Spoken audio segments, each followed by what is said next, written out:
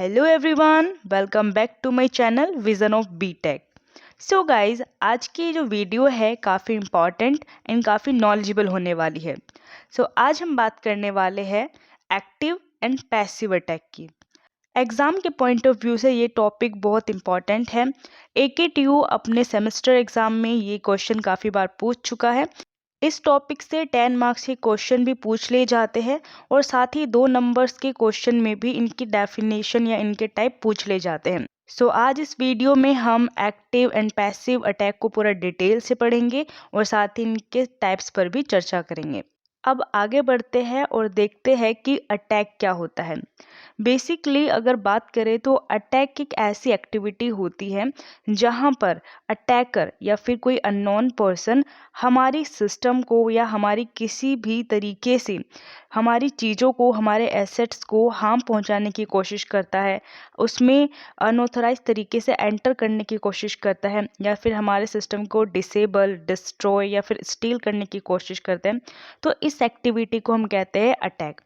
यदि attacker unauthorized तरीके से हमारे कंप्यूटर सिस्टम को स्टील करने की कोशिश करता है या फिर उसे अनऑथराइज तरीके से एक्सेस करने की कोशिश करता है, तो इसे हम कहते हैं साइबर सिक्योरिटी अटैक या फिर नेटवर्क सिक्योरिटी अटैक। अब आगे बढ़ते हैं और बात करते हैं एक्टिव एंड पैसिव अटैक की। सबसे पहले देखते हैं पैसिव अटैक क्या होता है। पैसिव अटैक एक एप्स ड्रॉपिंग नेचर का अटैक होता है। एप्स ड्रॉपिंग का मतलब है चोरी छुपे किसी की बातें सुनना। पैसिव अटैक में अटैकर जो होता है वो क्या करता है, वो यूज़र और रिसीवर के बीच की बातों को सुन सकता है, उनके बीच जो मैसेज डिलीवर हो रहा है उसे देख सकता है, साथ में वो किस बात पर चर्चा कर रहे हैं ये भी देख सकता है। लेकिन यहाँ होता क्या है कि अटैकर उन डेटा को या फिर उस टर्म्स को मॉडिफाई नहीं कर सकता। जो बातचीत यूज़र और रिसीवर के बीच में चल रही है उसे वो किसी भी तरीके से मॉडिफाई नहीं कर सकता। वहीं अगर हम एक्टिव अटैक की बात करें तो इसमें अटैकर इजीली यूज़र और रिसीवर के बीच हो रहे कम्युनिकेशन को मॉडिफाई भी कर सकता है, उसे स्टील भी कर सकता है, साथ ही उसमें अनऑथराइज तरीके से एक्सेस करके सिस्टम को डिसेबल एंड डिस्ट्रॉय कर सकता है। तो यही एक मेन डिफरेंस होता है पैसिव एंड एक्टिव अटैक में। पैसिव अटैक में अटैकर केवल डेटा या इंफॉर्मेशन को ओनली एक्सेस कर सकता है। वहीं एक्टिव अटैक में अटैकर उस डेटा को एक्सेस भी कर सकता है और साथ ही उसे मॉडिफाई भी कर सकता है। अब हम बात करते हैं इनके टाइप्स की। पैसिव अटैक में है सबसे पहले रिलीज ऑफ मैसेज कंटेंट। इसमें अटैकर जो होता है वो कंटेंट को मॉडिफाई नहीं कर सकता, लेकिन वो मैसेज को ओनली रीड कर सकता है। ओके, दो यूज़र के बीच चल रही टेलीफोनिक कन्वर्जेशन या फिर उनके बीच सेंड हो रहे इलेक्ट्रॉनिक मेल, मैसेज या फिर ट्रांसफर्ड फाइल को अटैकर ओनली एक्सेस कर सकता है, उन्हें रीड कर सकता है, लेकिन चाहकर भी उसमें कोई मॉडिफिकेशन नहीं कर सकता। नेक्स्ट है ट्रैफिक एनालिसिस। इसमें बेसिकली होता क्या है, अटैकर यूज़र और रिसीवर के बीच हो रहे कम्युनिकेशन को रीड कर सकता है, साथ ही उसके ट्रैफिक को एनालिसिस कर सकता है कि किस स्पीड से, किस फ्रीक्वेंसी से मैसेज ट्रांसफ़र किए जा रहे हैं। इसमें अटैकर ऑब्जर्व करता है पैटर्न ऑफ इंफॉर्मेशन, किस पैटर्न की इंफॉर्मेशन शेयर की जा रही है, और ये इंफॉर्मेशन काफ़ी हद तक यूज़फुल होती है कम्युनिकेशन का नेचर गैस करने के लिए, जो कि काफ़ी हेल्पफुल होती है अटैकर के लिए। ये दो टाइप है पैसिव अटैक के, जिसमें अटैकर ओनली मैसेज को रीड कर सकता है, उसे एक्सेस कर सकता है, लेकिन उसमें कोई मॉडिफिकेशन नहीं कर सकता है। अब हम बात करते हैं एक्टिव अटैक की। एक्टिव अटैक में होते हैं 4 टाइप। पहला है मास्किरेड्स, दूसरा है रिप्ले, तीसरा है modification of message and last 4th है डिनायल ऑफ सर्विस अटैक, जो कि हम पहले भी देख चुके हैं, लेकिन एक बार हम फिर से इन सभी टॉपिक से गो थ्रू होते हैं और इन्हें समझते हैं अपनी इजी लैंग्वेज में। एक्टिव अटैक में सबसे पहले आता है मास्किरेड अटैक। अब ये मास्किरेड अटैक क्या होता है इसे समझते हैं।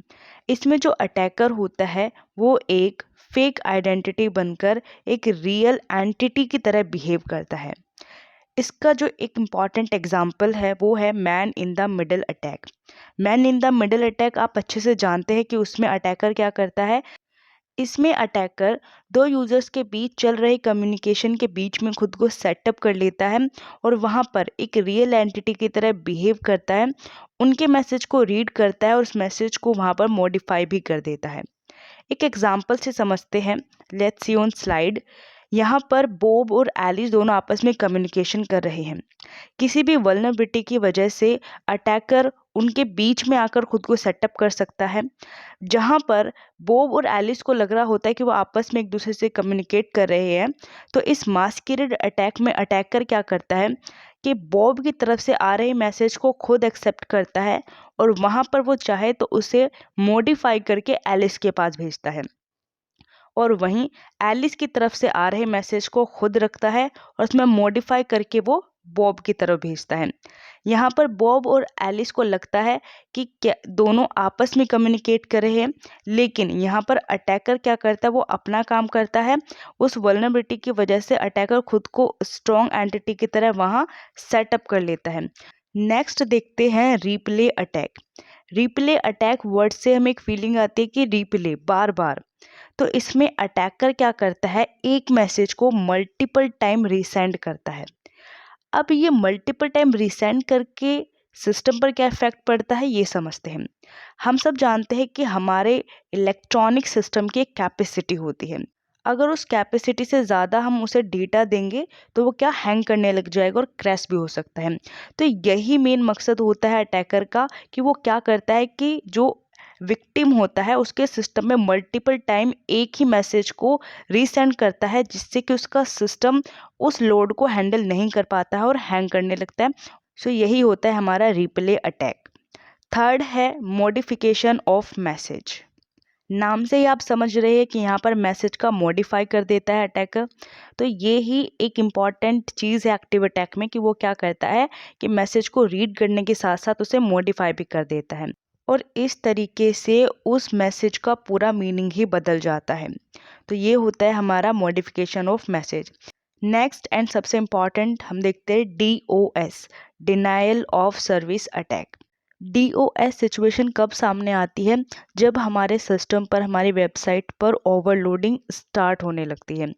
इसे एक इजी एग्जांपल से समझते हैं कि यहाँ पर अटैकर ये DOS अटैक फाइल कैसे करता है। लेट्स सपोज कि आप एक सॉफ्टवेयर इंजीनियर है जिन्होंने एक अपना नया एप्लीकेशन बनाया है।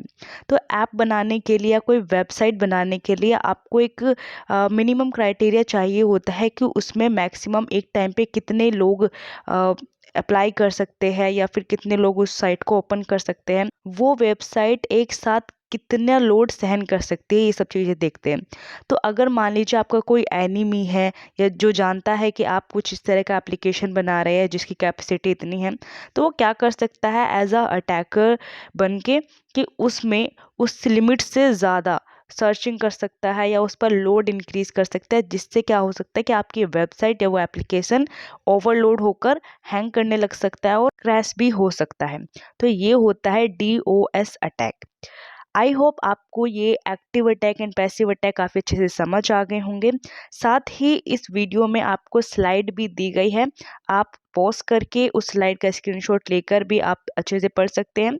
साथ ही इन्हें आप जितना इजीली अपने इजी वे में समझेंगे वो काफ़ी अच्छा होगा, आप उतना ही अच्छा एग्जाम में परफॉर्म कर पाएंगे।